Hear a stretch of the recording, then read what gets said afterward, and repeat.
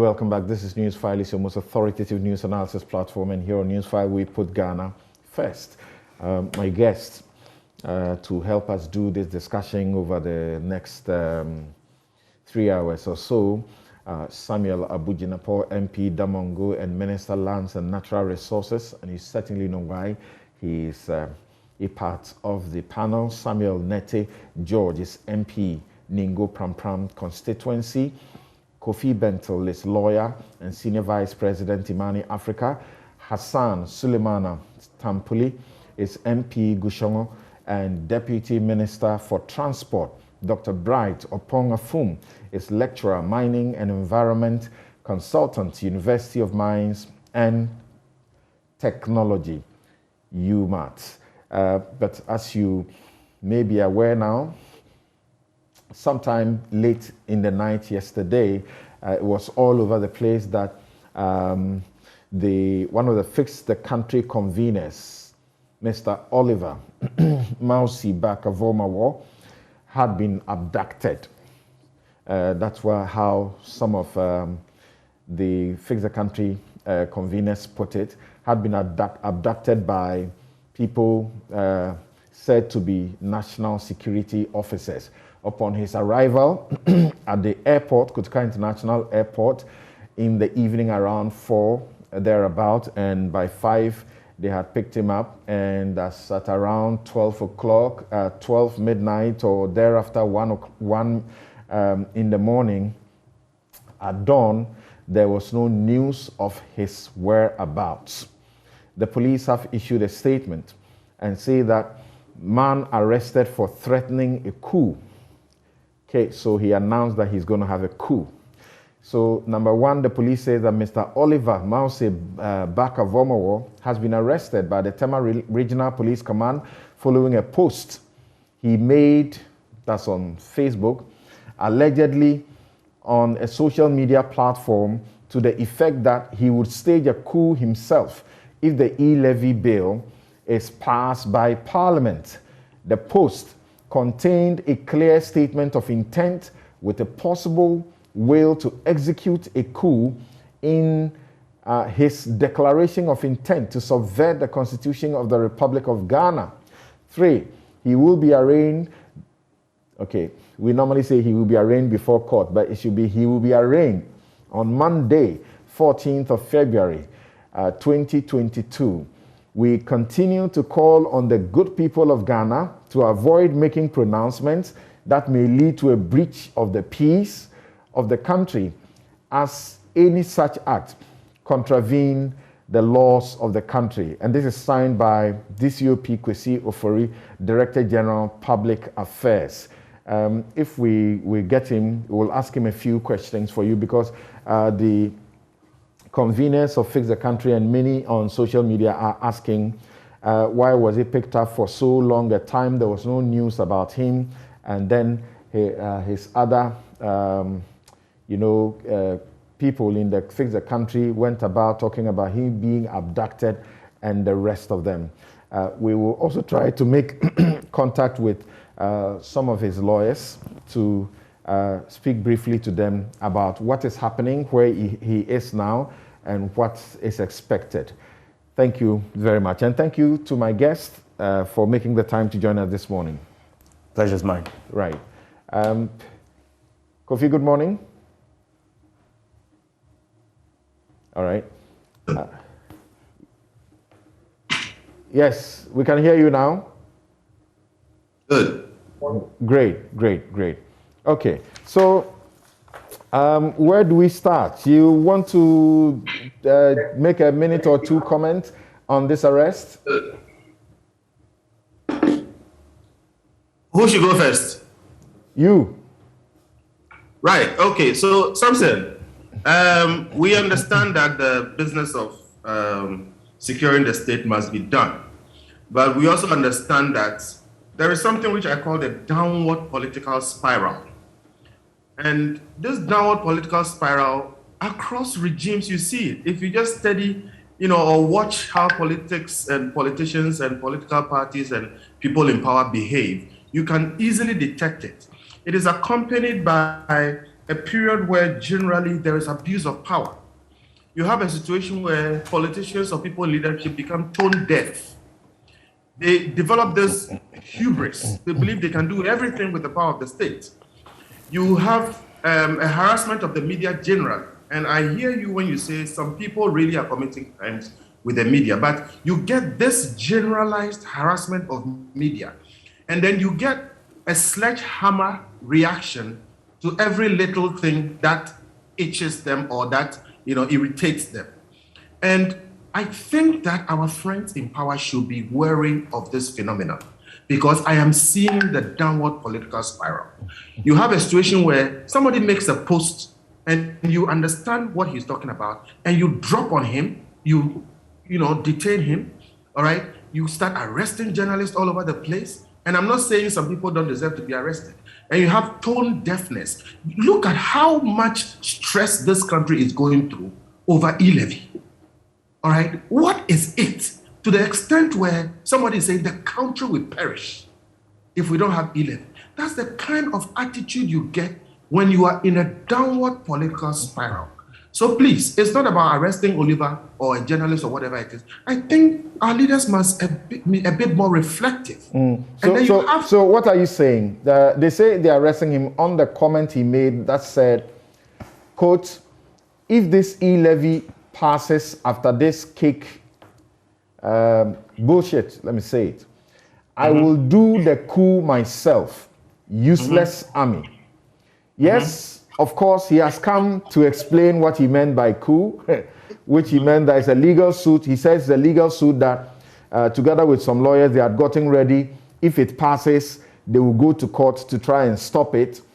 And it didn't mean literally, but it's a comment that many have taken the view that it's not right.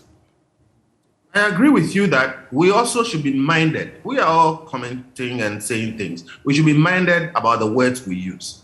But does that warrant the sledgehammer approach of arresting the guy, showing him where power lies, detaining him for this time? And I'm saying, look across regimes, look across dictatorships, look across, political power when it is wielded by people who are on a downward spiral. You will see these things. What stops a CID from going to Oliver Barker and asking them, please clarify what you said? What stops them from doing it quietly? What stops them from, being a bit decorous about it and not reacting the same way that we are seeing? And this is just one. Okay, you just what stops them from arresting him, putting him before court for him to explain himself in court? That's the point. The point is that's a sledgehammer effect. If somebody makes a Facebook post, which could mean 4 different things, and for that reason you spend the resources of state to arrest him, detain him, put him before court, when you know that really it's not going to go anywhere, I think it is one of the marks of a downward political spiral. You are spending too much energy on things that you should not be spending that much energy on. All right. And I'm saying this is just one of many things. Look at how much stress we are going through. The tone deafness, the hubris, we will pass it. No matter what you say, we will pass it. And all those things. I think our friends should watch it. Yeah, we are dealing with the E-Levy, so you hold on there. Yes, Sam George, what do you have to say about this? Yeah, very good morning to our viewers and listeners. I think that it's just unfortunate where we find ourselves, especially giving, and I just want to quote exactly what President Akufo-Addo said at an awards dinner on the evening of May 3rd, 2018, to mark the World Press Freedom World Press Freedom Day in Accra here. He said, I will say again, that I much prefer the noisy, boisterous, sometimes scurrilous media of today to the monotonous, praise-singing, sycophantic one of yesteryears. Now, you juxtapose his words to the actions of state operatives under his watch, and you see a complete disconnect. I mean, Oliver Barker-Vormawor, Kwabena Bobia-Ansah, Mensa Thompson, the list goes on and on and on. If it is not the state arresting, I mean, look at what happened to the modern Ghana journalist. Up till today, we do not have a resolution of that matter where national security our national security appears to be in the business of abduction and kidnapping. I mean, and that's a cause of worry, okay? Journalists are picked up, they are brutalized, their assets are taken, their laptops that were seized. Nobody knows what happened to it. Look at what happened to Caleb Kuda and Zoe Abu Baidu. I mean, you have a national security apparatus that ought to be acting on intelligence, actionable intelligence, but appears to be very reactionary. They are right now reacting to Facebook postings, and I mean, we live in dangerous times, and for a country that has prided itself as one that had a free press, something the least said. But you see, at times, some of our friends in the media themselves have encouraged and emboldened the actions of state actors. I'll say this why. Ahmed Swale was killed. It's been over 3 years. Ahmed Swale's employers, or the team with which he worked, how much demand, or what kind of demands are they making of government to even see a proper investigation into that matter? Apart from the occasional anniversary commentary that is made, have we seen a concerted effort by the media? Something, your platform is huge. Imagine if every day, every Saturday, before Newsfile started, and across the country, all the news talk shows, every morning, demanded action of government, even for 1 week. Look at what you did with the Galamsey thing. When you had a concerted media effort, you got government to move. What have you done in memory of your own colleague, Ahmed Swale? So these are some of the challenges. So because you put him on the spot, let me tell you this. Because as a practicing lawyer, I understand how the investigations may go. Sure. And sometimes the police have told us over and again that they are on it. They have 1 or 2 difficulties, and they keep announcing when Anas and his group go to knock on their doors to ask, and then the GJA also continues to hold a series of meetings over this matter. So on that score, I feel that it will be unfair on my part to be demanding every week that there should be action on Ahmed Swale. Well, I'm just saying that if we raised the temperature, yes, I'm not saying nothing has been done. I'm just saying that, are we doing the best that we can? And Kofi spoke about tone deafness. Right. I mean, it thrives in an era where people feel comfortable and think that they can abuse power without any serious repercussions. So I think that we're on a dangerous trajectory, and those who hold the reins of state need to pull the brakes and say... But Oliver's comment for which he's been arrested and is in detention, you think there's nothing wrong with it? Kokwanyido, who was arrested over similar things. I would not hold brief for Oliver. I mean, in the charge, you see, responsibility, rights and freedoms come with responsibility. So yes, you have the right and freedom to free speech, but you must be responsible in your speech. Because you see, in the atmosphere we find ourselves, mentioning and using a word like a coup, that you will stage a coup, he's giving his own interpretation of it. What's the purposive interpretation? Coup makers don't make an announcement before. Absolutely. and again, you see, it's just like the kitchen knife coup makers who are currently in court. Okay, the doctor and his team who have been...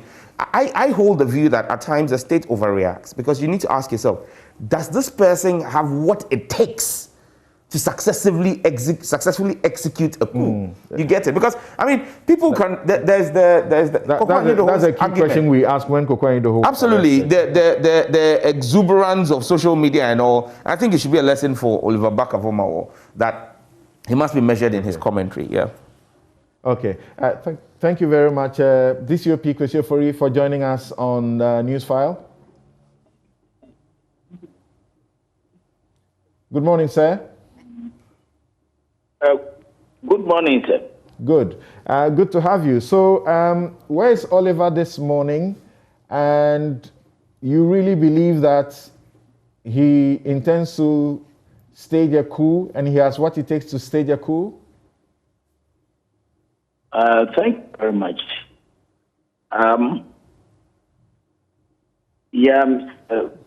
Oliver is in police custody,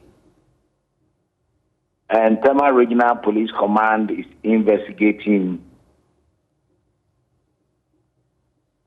what he posted on his Facebook page. We are all aware that we are in a democratic environment, back with a constitution. And the constitution, and get all of us, to uphold it and its values. And for an individual to post, among other things, calling for unlawful alternative of the very system, with that intention made loud and clear, the police will definitely have a word with him. The police would like to investigate.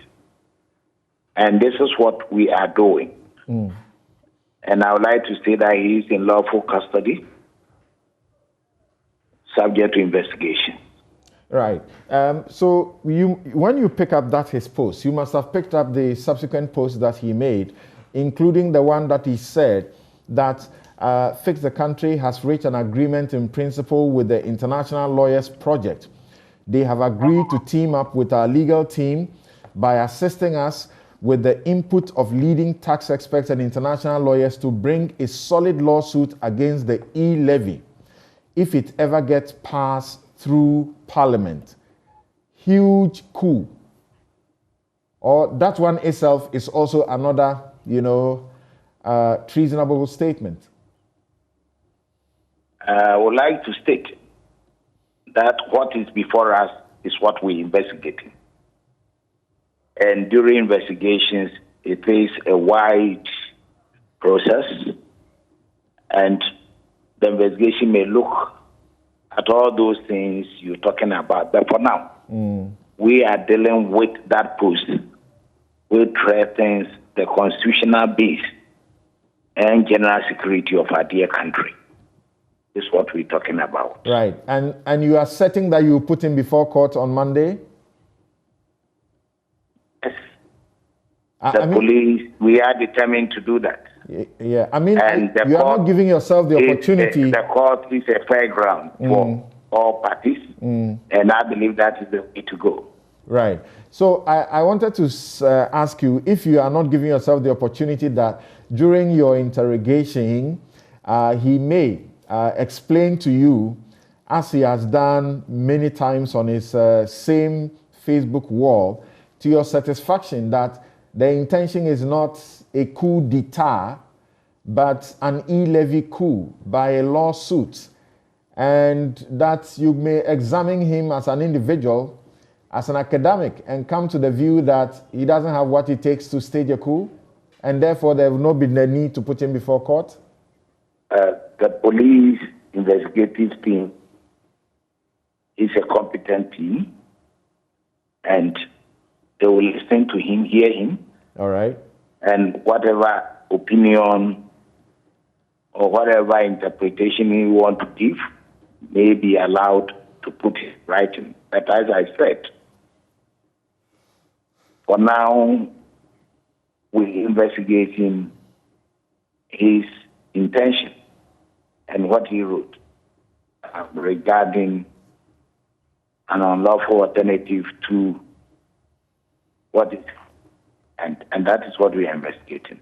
Okay. Questions are being raised now about previous similar such comments, which you arrested people like Kwaku Anyidoho. What became of that?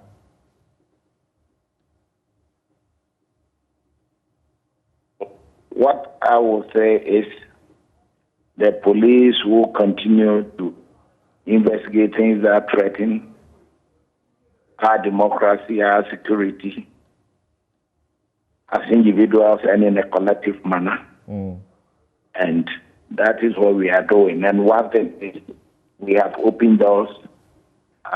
We are speaking to you and others, and the police will continue to work in tandem with all institutions to enable us to enjoy a stable and a more secure country. Right.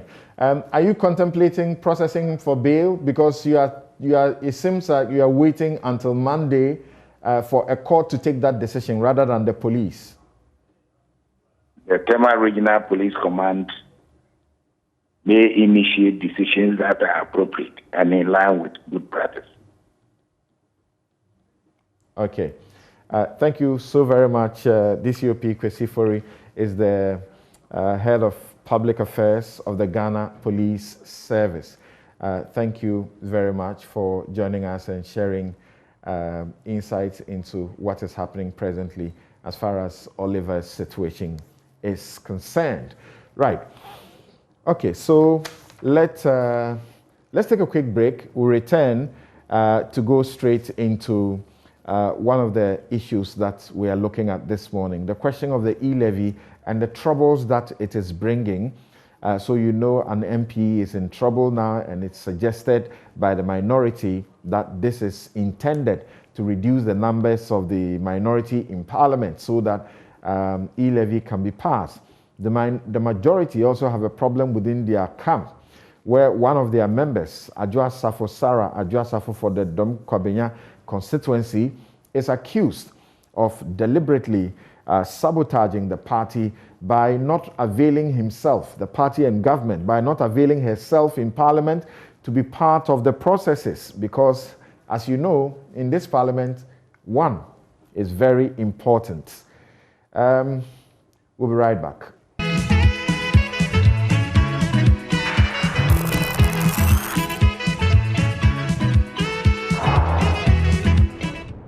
Say, maybe me PC, one yes, and then make us ensure boy, I'll say, boy, yes, a pampam.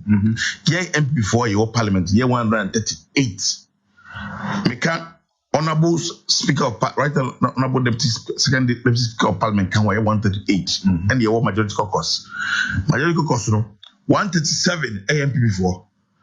And yeah, MP4, there be 136 your Parliament, back with your show, now. And when you focus, I know there's something and I'm checking, and then make kind of plane in your plane fan. And then Monday, you ra Adwoa Safo, you know Parliament. What's too quiet now? The baby or one the other him. Such and some will wait for one more. And no, I mean clearly her intentions and the behavior and the push and say of sabotage MPP. And this thing is something that I am speaking on authority because yeah, it's also and also they are sending an change because reading make kind the compare cocaine. We have to say a binomo. I say one more at the almost seat na I bargaining chip. You don't do this to me. I'm not coming. I'm not pushing government. 138 yeah, majority caucus.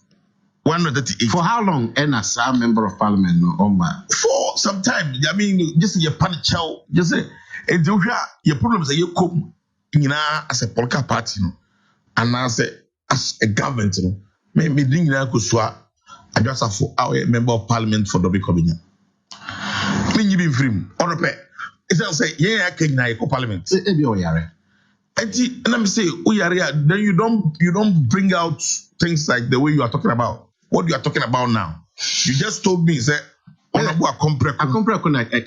is quoted as saying it is a whole person would be a blue chip and also blackmail party. No, say me per se, but say majority deputy majority leader. I mean, my Parliament. But some were very articulate, very vibrant, very active and intelligent. As a party, no deputy majority leader. I think Alexander. Is he not doing well? He's doing exceptionally well. But the point is that political party, a friend, the FPP, no.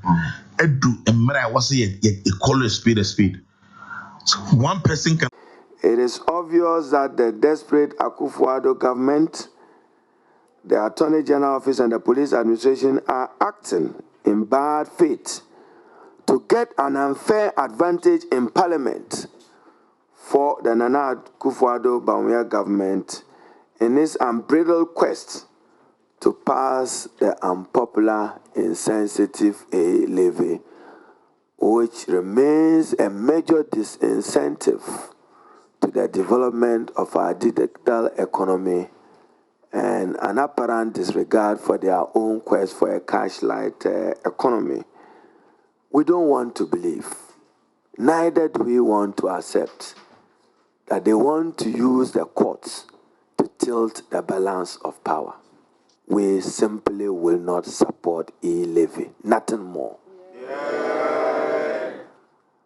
We shall continue with all our might to resist these desperations of the despotic Nana Addo Dankwa Akufo-Addo regime and those use of crude Machiavellian tactics to reduce our numbers without respect to the rule of law and respect to our court hierarchy and its authority as an independent, neutral arbiter on these matters.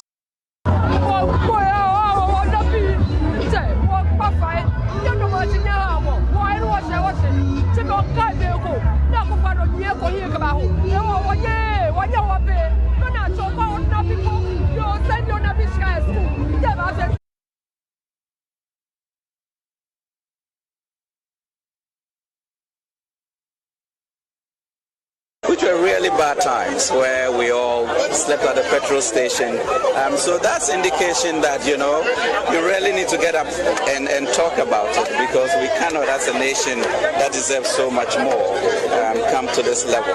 I'm working like a bull and I'm paying my taxes. The government got to work like a bull as well and make sure that my road is fixed, that I have electricity, that I have water. That is their job. It is not for me to tell the president how to fix the economy. If he didn't know how to fix the economy, why did he run for office? Right.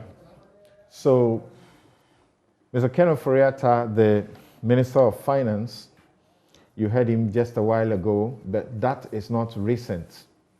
That is when the NDC was in power and there was Occupy Flagstaff House. And he was in the demonstration and spoke about the need for Ghanaians to demonstrate and to demand what they deserve.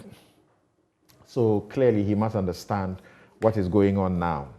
And before he spoke, you also saw the demonstration, Yentua demonstration, organized by the NDC with other support from other parties and organizations.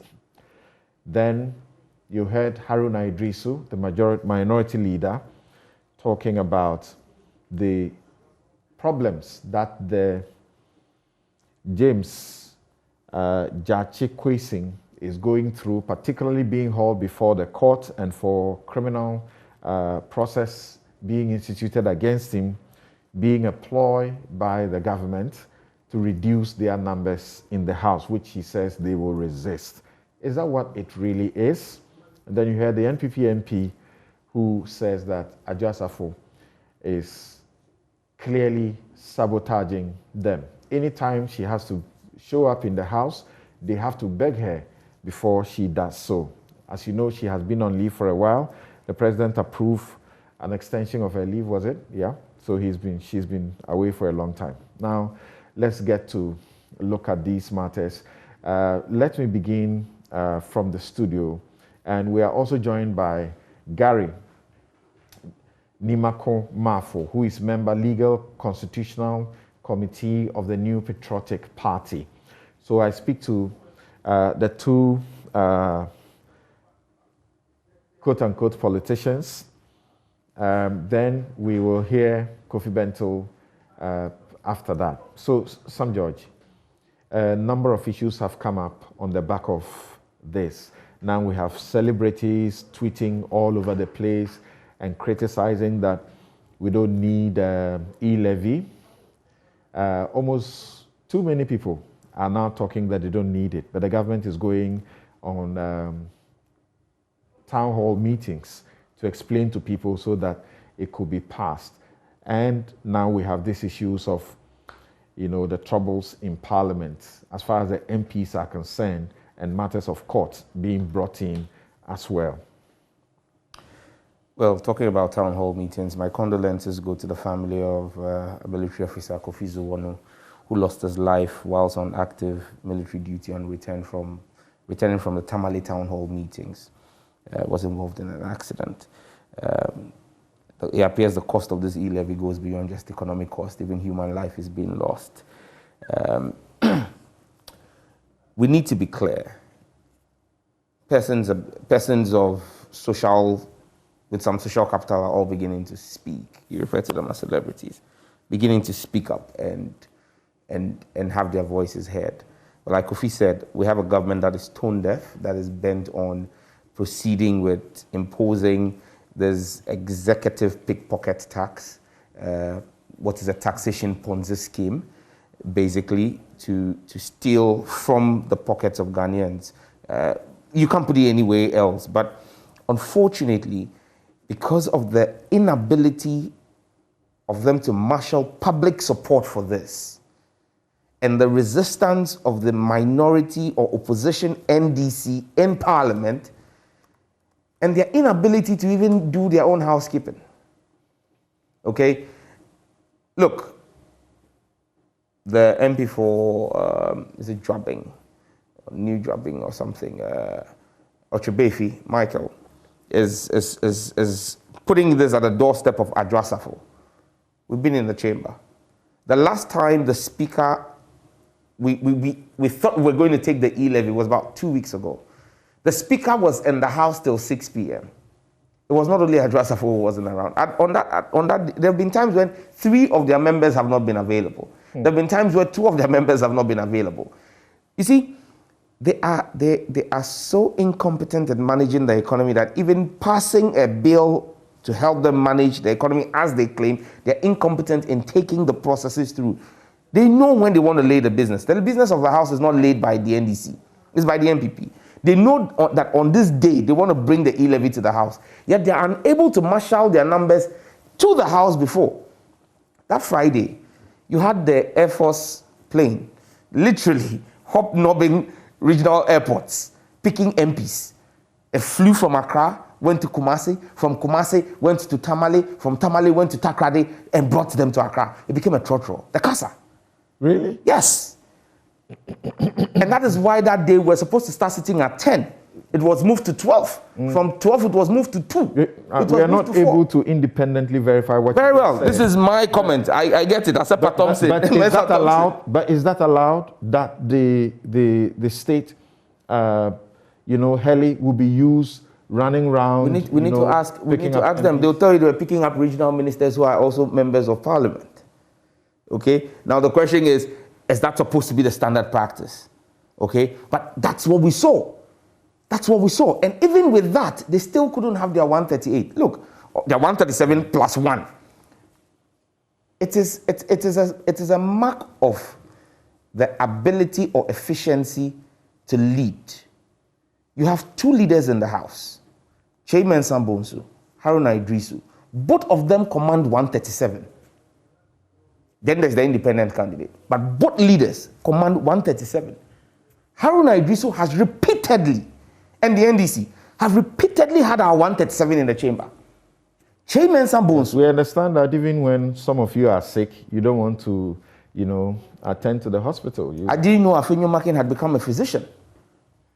But physician, heal thyself. There are more sick people on their ends. You heard Osei Chairman Sambonsu himself complain that they had to make one of their members leave a newborn baby in the hospital to rush there. Who is not attending to their newborn baby? It's not an NDC MP, it's an MPP MP. Yeah, why are you putting them through this? Why do they want to impose such hardship on Ghanaians? Why? They are putting themselves through this. We are doing our job. Why? You want NDC MPs not to come to Parliament? We shouldn't come to Parliament. We are paying a salary to be in Parliament. We are in Parliament. We are doing our job. If we don't come to Parliament to you bash us that you pay us a salary, we don't come. We are coming to you, say we should travel.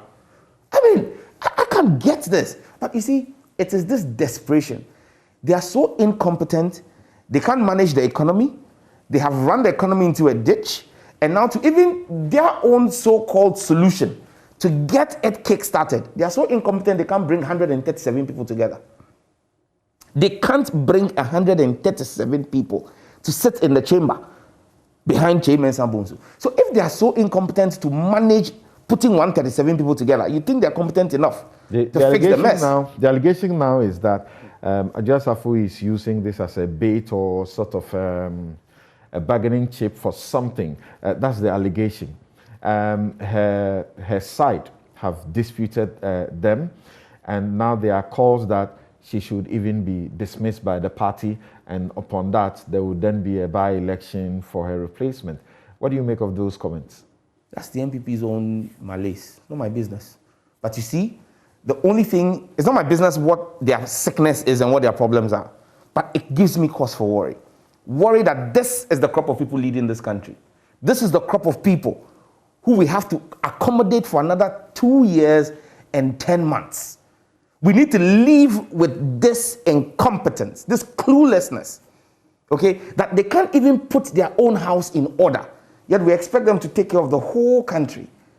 This is just the biggest evidence yet of the mismanagement of the country. They can't manage 137 people, and they're telling you they will manage 33 million. Okay, this is evidence of how poor they have been in leadership. It's a crisis of leadership. They clearly have not managed their caucus well. Their caucus is so disintegrated that right now they are literally begging NDC MPs not to come to Parliament. And if we say we will come to Parliament because we are patriotic citizens who want to do our job that we are paid a salary for, then they will use the courts. But again, on this platform, I want to make a humble appeal to the courts. You remain the last bastion of hope for the ordinary Ghanaian. As Parliament, the minority, the opposition NDC in Parliament, continues to fly high the flag of the legislature in holding an aberrant executive in order and in check, we expect our judiciary to live up to the billing as well and not acquiesce to the demands of an overpampered, spoiled executive that thinks that they must have their say and have their way. You must look them in the face and say to them... Haven't you come to a point where you should take a back seat and tell yourself that as a minority, this issue has divided this parliament so badly, it has led to making our parliament the laughing stock, on the globe. And it's led to so many other things that the better thing to do is to sit down and talk and perhaps make compromises rather than these entrenched positions. And now bringing in, criminal prosecution of one of your members and suggesting that that is only deliberate by the government in an attempt to get him out of the house. Something. I agree with you that in governing a state, compromises have to be made. It may not be a very popular position by many people, but I hold the view that to have a state governed, compromises have to be made. And that's why, for me, at a certain point in time, I'm sure you heard about a group of 10 on both sides. I was part of it. Let's sit down, let's have a conversation. Let's save the republic. But you can only have compromise when you have two groups of people who are willing to shift their position. We went into that meeting. I know our leadership had also gone into meetings and said to them, what exactly is the problem that we face as a country? Revenue shortfalls. We need to mop up revenue locally to meet government expenditure. So you're looking to plug a hole of about 7 billion using the E-Levy. Fantastic. We go back to our constituency, which is the larger Ghanaian public, and they say to us, we already are overburdened. We appreciate the need for you to close the hole, but we don't think this is the way to go about it. So we go back to government and say, look, you want to introduce this tax. Fantastic. You've actually gotten the telcos, who are a major player, to agree that they are dropping by 0.25. And even that one is questionable. From a technical perspective, I challenge it because I say Vodafone and Airtel Tigo charge 0%. That's right. So if you say they are reducing by 0.25, are they going to charge negative 2.5? No. That's for those who charge. It is only one telco. MTN. It's only MTN. So again, that deals with just one telco. But given they have a lion's share of the market, so fine. They have made a concession. What concession is government making? If it's about revenue, we have put on the table revenue measures that can rake in 10 billion. So that's about 40% more than what government is looking for. Government is looking for 6.7 billion. We've given them options to raise 10 billion. And I can run through some of them for you here. First and foremost, we said, look, scrap the tax waiver system that we have, because that tax waiver system is actually inimical to the growth of Ghanaian businesses. A foreign contractor has been given a road to do. He brings in equipment, he gets a tax waiver. A Ghanaian contractor is doing a similar road. He brings in equipment, has to pay taxes. It makes no sense. We're killing Ghanaian businesses. That tax waiver regime alone will save you between 3 to 5 billion Ghana cedis. The audit service has highlighted the fact that public waste, not necessarily complete loss, but public waste comes to the tune of about 12.8 billion in 2021. We're saying, look, let's even do 50%. Let's assume that 50% of it is exaggeration or misreportage by the Auditor General. That in itself gives you about 6 billion. If you add 6 billion to about the 3 to 5 billion, you've already made about 11 billion. In this time that you are telling us to tighten our belt and pay more taxes, the Office of Government Machinery, that runs the Office of the President, that continues to hire the luxurious jet that our president is currently flying as we speak here today, has increased its budget from 2.3 billion last year to 3.2 billion this year. So we're asking the ordinary Ghanaian to reduce our savings and pay more into the kitty, but our president has actually increased his expenditure. The government has made a 20% cut in expenditure on the budget, and also it was initially 1.75. Now it is 1.5. That's a compromise. So Samson, you see, I've been asking everybody in the MPP side to show us exactly where they have cut in the budget. You see, they say they've cut by 20%. They've not given you the fine details, the minutiae. Where are they cutting from? I'm showing you where they are increasing. I'm showing you that in 2021, the vote in the budget for the office of the president was 2.3 billion. In 2022, it is 3.2 billion. They've increased by almost 50%. At the time they're asking us to pay more, that the Office of Government Machinery alone is going to take more than 50% of the revenue from E-Levy. Because mind you, right now, E-Levy is no longer going to bring 6.7 billion. Because those calculations were done with 1.75, with 12 months of collection, and with certain collection ranges. Now they say they are doing some exemptions on e-government platforms. It no longer is going to be for 12 months, it's at 1.5%. So clearly, your revenue estimations will drop.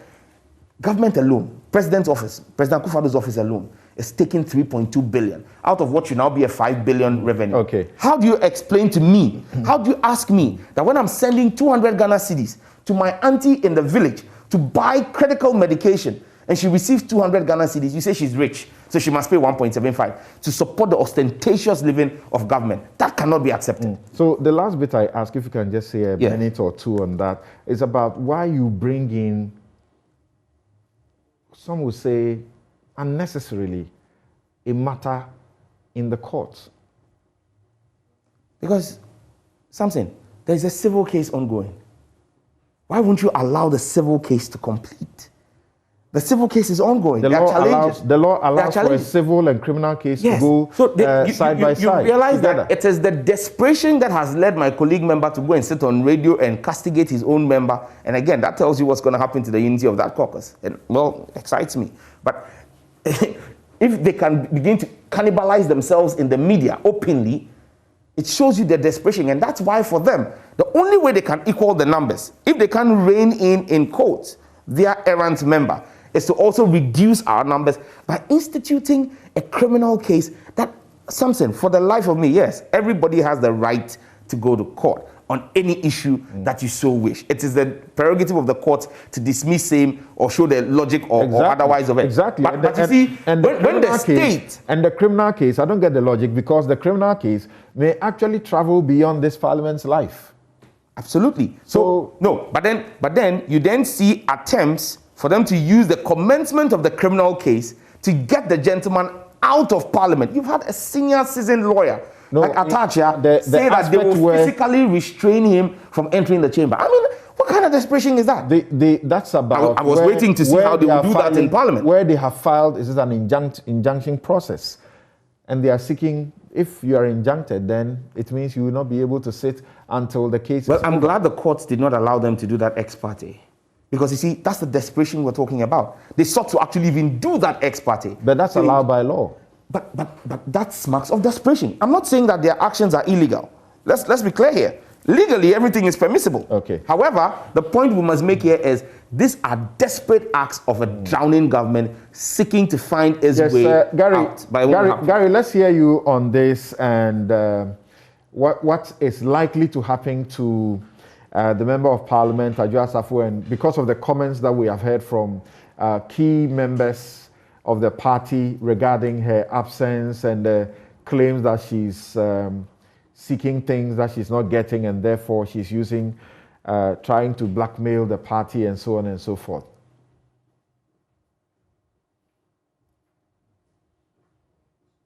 Gary, please unmute your mic.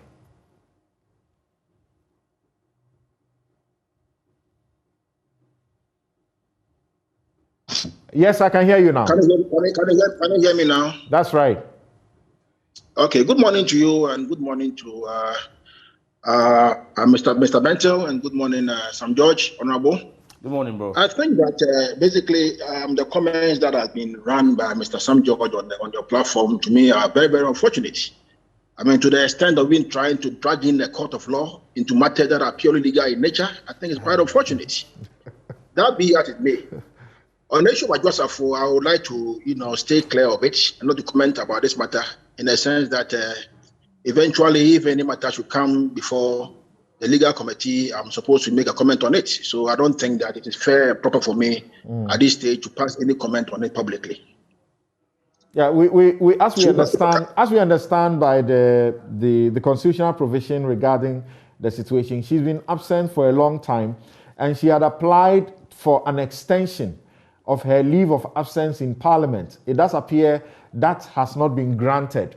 Now, the issue is that once it is not granted and she stays out and away for the period that the Constitution does not allow for a member to stay out of Parliament, then the Speaker must declare her seat vacant and a by-election be gone into. So the suggestion again is that it is deliberate to deny her the extension of the leave so that she may not, she will violate the law and then she'll be kicked out.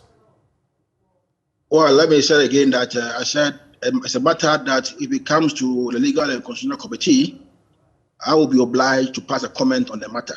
At this stage, I want to really excuse myself on that particular topic, and then we can make progress on the other topics which have been tabled before you this morning, especially with the attending drawn by some judge and the aspersion and castigation that we are using every means possible, including using the court, to reduce their numbers by 1 so that we can pass the E-Levy. That I think is very unfortunate, because for something you know very well that this Asinov case, it didn't start today.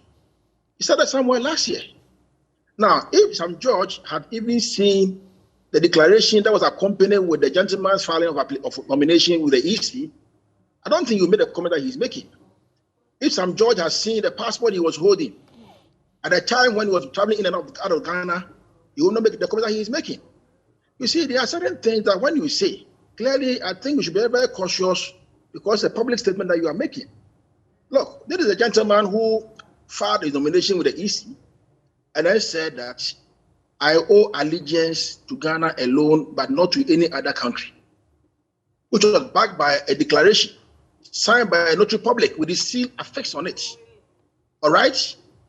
At the time of making that declaration, all the facts, material facts, were within his custody, were within his domain, and he knew very well that he had not obtained a certificate of renunciation, which he got somewhere around November of 2020, just before the elections. So you see, if now the Attorney General and the DPP decide that they want to file criminal charges, and then you come and say that, well, because of E-Levy or because of reducing our numbers by 1, I think it's unfair and unfortunate. Meanwhile, talking on this public matter, you have not even seen the documentation you are talking about. You haven't seen the travel history. You haven't seen it. So I think that because the matter is in court, I will not want to say anything to suggest that I want to prejudice any matter on the radio or on the television. I think that it is just fair that the system should be allowed to run. And you say that the court is the last hope. Yes, we agree. The court is the last hope. Yeah. But nobody is using the court to overturn anything in the country. Right. What is happening? Yes. Yes. It's because the court in Cape Coast, the court of first instance, as in the Cape Coast High Court, had found that he was not eligible to have contested elections and therefore annulled the Assin North parliamentary elections in July of 2021. But he went further to the Court of Appeal, and he has subsequently filed other processes. And the question they are asking is, why can't you wait? What the hurry? What's the hurry? Samson, there is nothing to hurry. The bottom line is that the lawyers for Mr. JoyNews are using what we call legal gymnastics at the Court of Appeal, or in their attempt to delay and frustrate the legal processes. Look, they filed the appeal somewhere around the July of 2021. Not long thereafter, we went for legal vacation in, I think, August. Yeah, that's 2 months. So August, September, October, we came back. Now the stay was supposed to be held to be moved on in November. Then when the stay was supposed to be moved, they came and said, oh, they filed additional notice of appeal and also a referral to the Supreme Court of Article 94. Because in their view, that matter ought to go to the Supreme Court for interpretation as to whether or not the issue of dual citizenship, in their view, was not answered by the NATO case. Now, the application was moved. Then the Court of Appeal said, no, we are not going to allow the referral because it wasn't part of your case at the High Court. Subsequently, they filed an appeal to the Supreme Court on that issue. They filed an appeal. Now, the Court of Appeal dismissed the additional, they dismissed this one and they asked them to file additional grounds, which they subsequently filed. They did not move the stay application, and then now they are pursuing the matter at the Supreme Court about the interpretation of Article 94. So clearly, all that they are doing, you can see from the thin line that they are not interested in dealing with the state because the state ought to have been moved for the court to decide one way or the other as to whether to grant or to refuse. The stay of execution, the stay of execution of the judgment of the Cape Coast High Court, for as long as it continues unmoved or not argued, what are the implications? It means that they've now kept the judgment in abeyance. You see, so the Court of Appeal said that if we all go to the Supreme Court, for the Supreme Court to deal with the appeal application, and then whatever the Supreme Court says, then they will abide by it at the Court of Appeal level.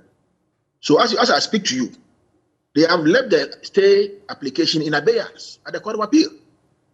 You see, so when an application has already been filed at the Supreme Court, that's okay. Now all of you say you want to interpret Article 94. Okay, so let's deal with it here. But on the back of it, we are saying that there's a judgment which has not been overturned by the Court of Appeal, which says that you are not a member of Parliament on account of ineligibility. And so therefore, we want injunction to injunct you from performing parliamentary duties. They want to serve you with the processes. If anything at all, something, allow yourself to be served with the process. Be served with the process. So your lawyers can respond. Then the Supreme Court can deal with the application one way or the other. You know that in the similar fashion that the stay of execution of the judgment is pending worries you, and if you are able to serve him with the injunction application, it will also mean that from the date that you serve him, he will not be able to go to Parliament. Is that not so? That is so. That is so. So do you understand why, if it is the fact that he's running away, he'll be running away from service? That's exactly what he's doing. You know, because clearly, if you accept service, then the application can be heard, and then it can be dealt with one way or the other. Yeah. So once you accept it, for the period that if you accept it today, then perhaps the next day the E-Levy bill will be put in Parliament if the case is not being argued, and you can't come because you'll be cited for contempt. Is that not so? Maybe that is the permutation they are putting on it, but clearly.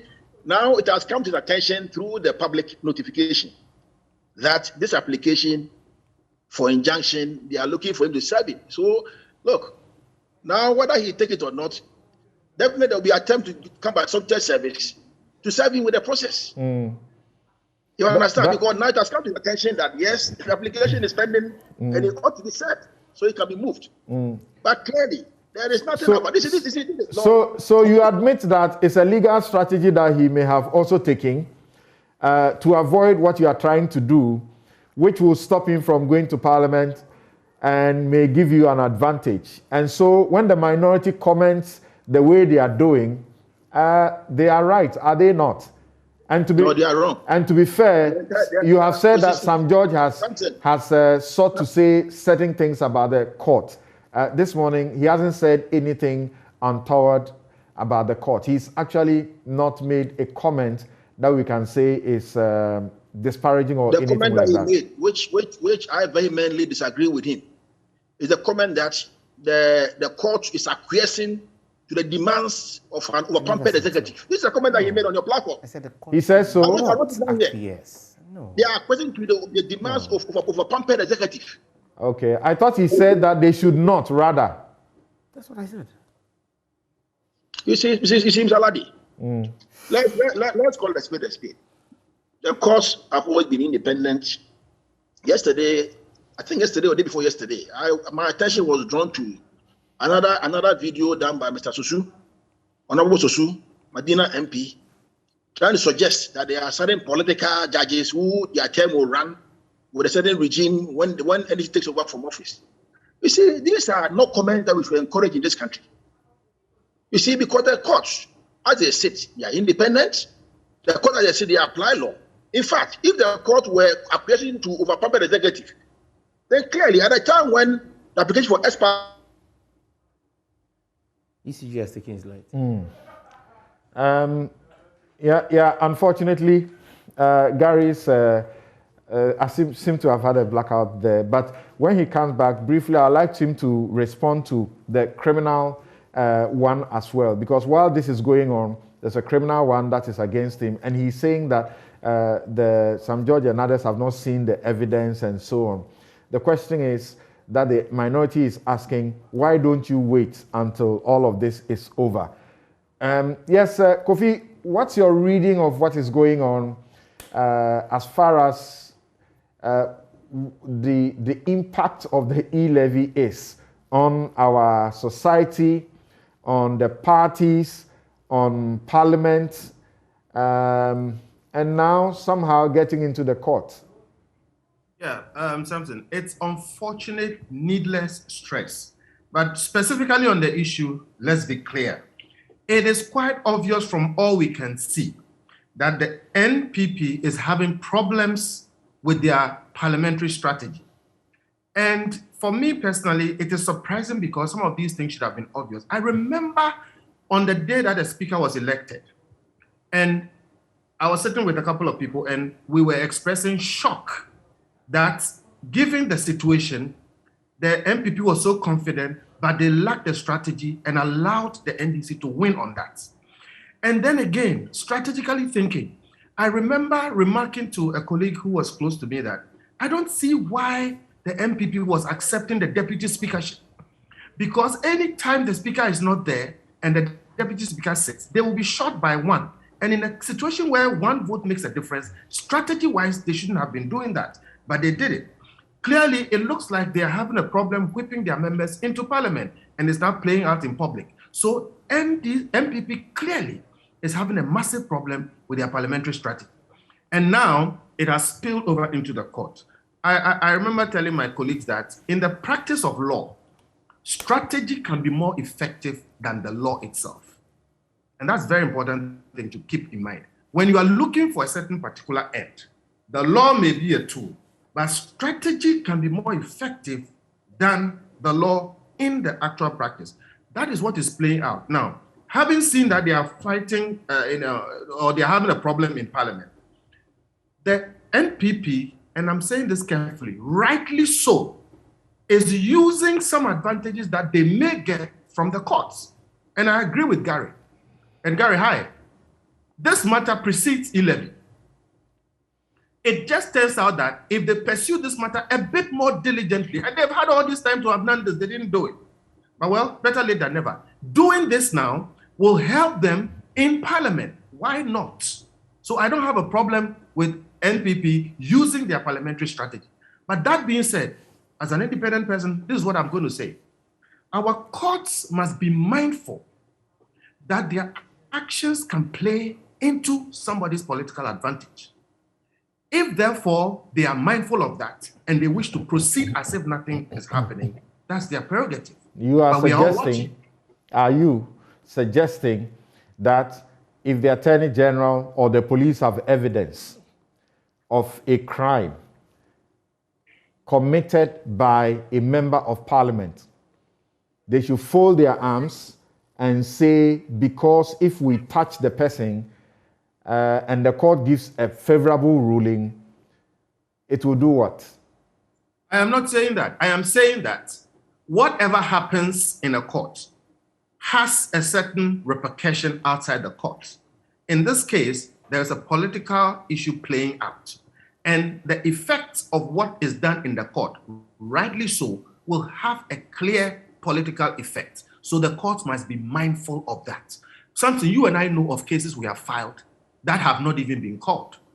The things that the court, especially when you go to the higher courts, it's not just law, it's policy, and all kinds of discretions are applied. So I'm simply saying our courts must be mindful of the effect of their actions or inactions and be careful that their actions do not play into the hands of the politicians. And if they so wish it to be, let it be. I'm simply saying all of us are watching and we know what is going on.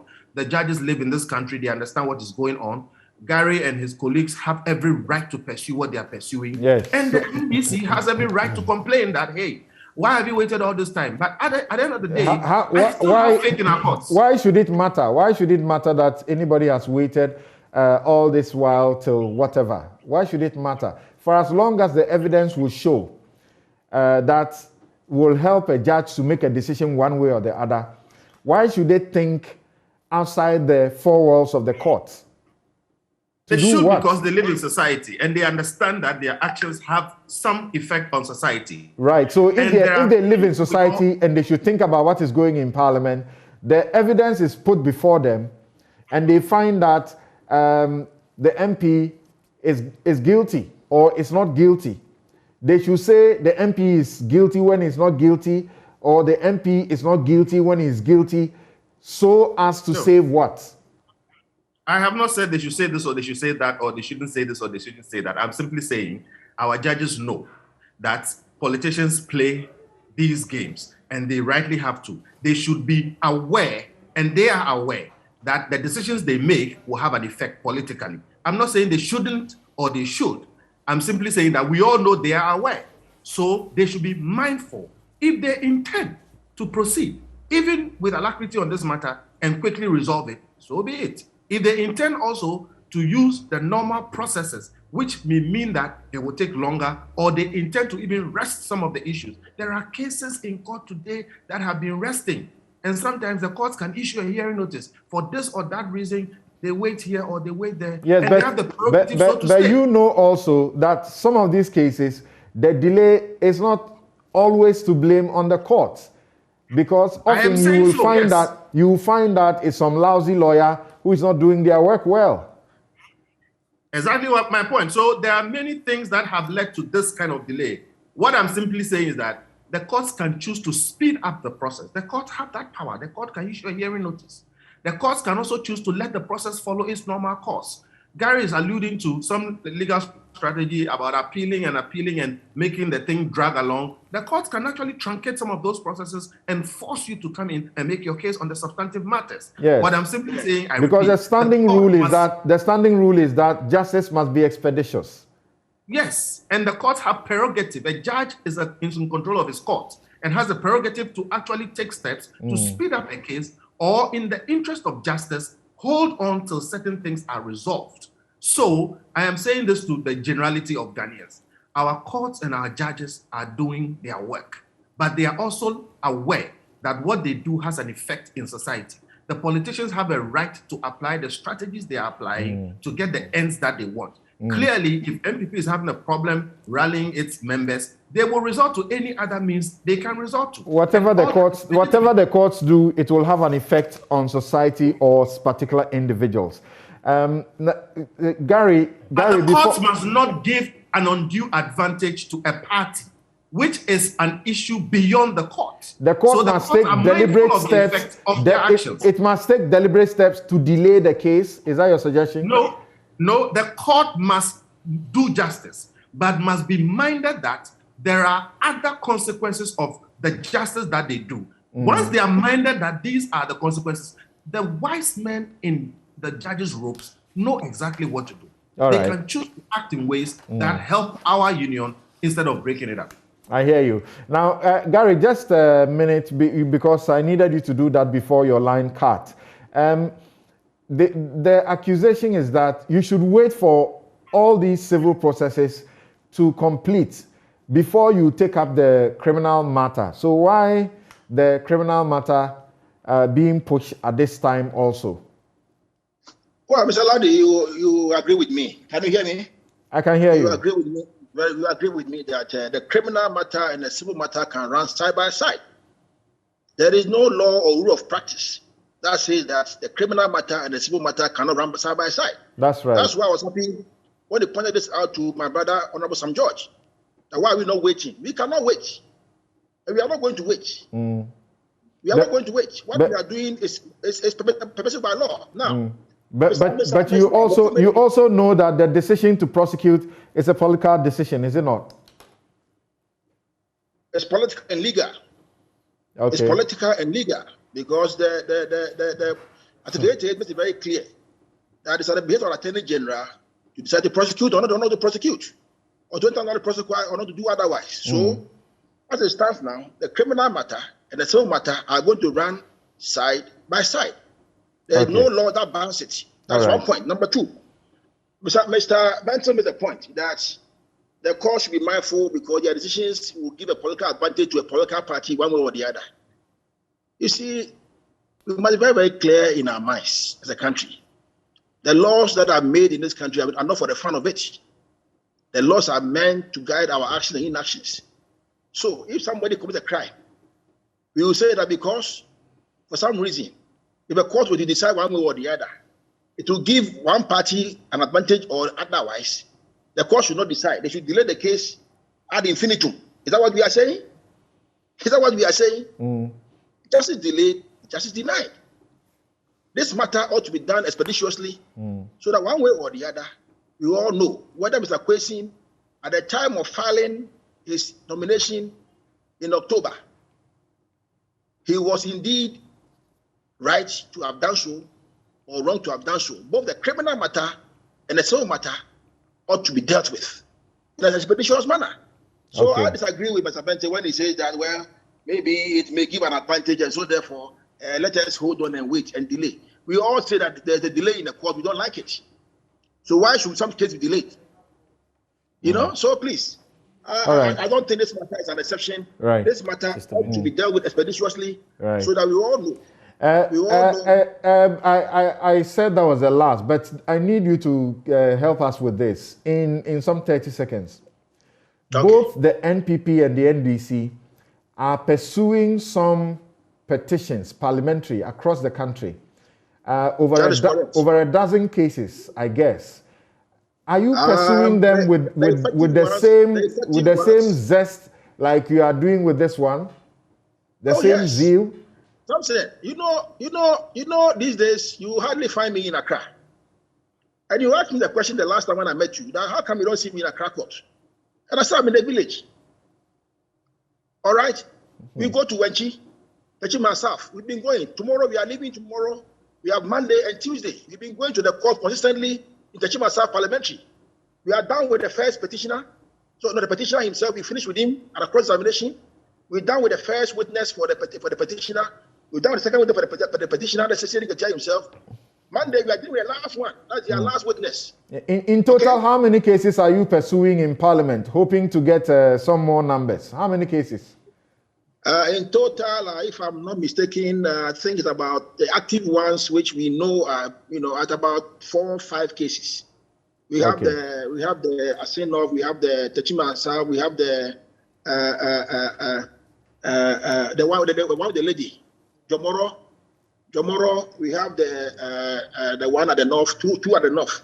Okay. You know, which we are working on. Yeah. And we are pursuing all the cases. There are lawyers deployed to do all these cases. Okay, thank you. Thank you very much. Thank you very much, Gary. Right. They should just give us 2 seats. Thank you, Gary. Sam George says I should give him some 30 seconds before we take our break. Just to be clear, Gary didn't hear me right. What I said was that the judiciary should not acquiesce to the demands of a pampered I pointed that to him. Yes. Now, it's also important that Kofi Bentil made a point. We have, the NDC clearly has better strategy and leadership in Parliament. So as we speak, both parties are seeking to use the courts to get some numbers. No, I mean the NDC is not. The NDC has taken up suits. The NPP too has taken up suits. Absolutely. But the NDC is doing all of this on the legal grounds. Gary admits, rightly so, that this Asin North case is both political and legal, and that gives me a cause for worry. The courts must never be an arena for settling political scores. It must be an arena for settling legal scores. No, what he agreed was when I told him that the decision to prosecute is a political decision. A political decision doesn't mean it's partisan or not. No, but the prosecution is a political decision. Should we have our Attorney General engage in political prosecutions? No, I use political not in the sense you appreciate it. No, but that's the point. I mean, how do you explain a political prosecution? Thank you very much. We take a break. We'll be right back.